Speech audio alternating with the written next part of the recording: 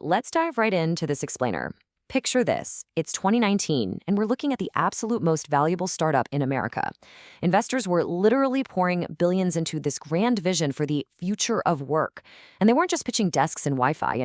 They were pitching a total revolution in human connection, a vision that promised to literally elevate global consciousness. It was, without a doubt, one of the greatest acts of corporate theater in modern history. The stakes? Incredibly high. And the scale of the illusion everyone bought into? Absolutely massive. So let's take a look at this $47 billion illusion, the greatest act of corporate theater. $47 billion. Let that just sink in for a second. Think about the sheer crushing weight of that number. Investors were chasing a dream, throwing completely unprecedented amounts of capital into this single vision. They really believed they were funding the next massive tech giant, the next Amazon or Apple, but for physical office space. It was just an unbelievable pile of cash, all riding on the idea that the traditional office was completely dead.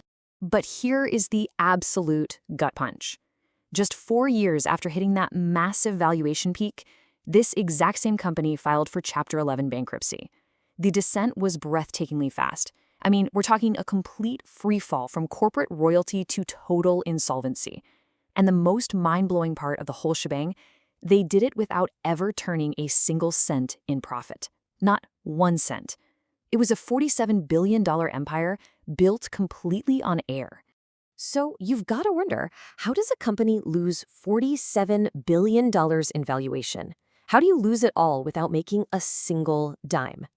Now, most people might just point fingers at the market, right? They might say it was a shift in real estate trends or just really bad luck. But honestly, the truth is much, much darker than that. Because it wasn't bad luck at all, it was the perfect storm. In fact, there were 3 specific red flags that pretty much every investor and entrepreneur completely missed until it was way too late. Extreme ego, an unchecked board, and flat-out broken math. Let's start with red flag 1, extreme ego. We've got this billionaire founder, Adam Neumann, standing up on stage, driven by absolute grand delusions. Elevate global consciousness. That was his actual pitch. He genuinely decided that the incredibly mundane act of renting out temporary office space wasn't just real estate. No, it was this profound mission to change the entire world. The ego was just staggering. Get this, he famously trademarked the word "we" and then literally sold the rights to that word back to his own company for nearly $6 million. He was throwing these lavish tequila-fueled parties while the company was bleeding cash. He projected this image of a tech messiah and, incredibly, people actually bought it. Moving right along to red flag 2, the unchecked board. This was the second massive failure in the company's structure. A staggering, almost unbelievable lack of oversight. The watchdogs did absolutely nothing. And why? Because investors were completely blinded by the hype. They were driven by a massive fear of missing out. So what did they do? They handed over total control.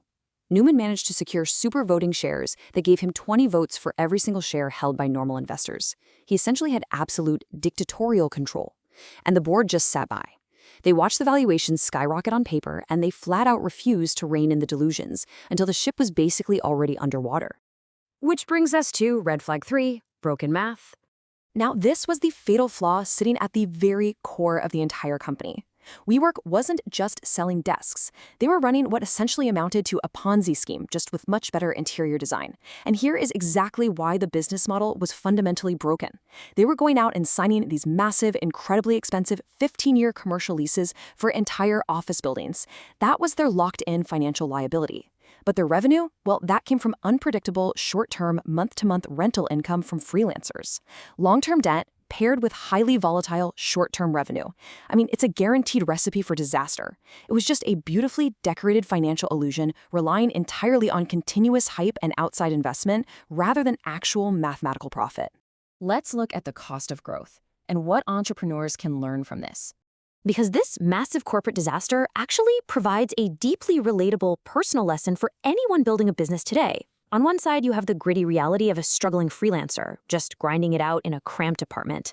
And on the other side, that high-end kombucha on tap lounge that this company created.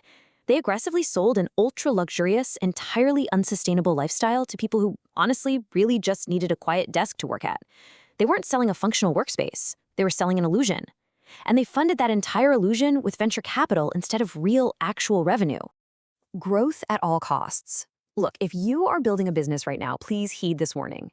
It is so incredibly tempting to prioritize relentless, explosive growth. It's tempting to chase a massive valuation over functional business math. Just don't do it. A business that tries to scale a fundamentally broken model just ends up losing money faster. Eventually, the math always catches up with you. So, I'm going to leave you with this final thought to chew on. Are you building a functional business or just a beautiful illusion? It is so easy to get caught up in the hype of changing the world, but the reality of building a lasting business requires a whole lot more than just good interior design and grand visions. It requires math that actually works. Thanks for joining me on this explainer, and keep building smart.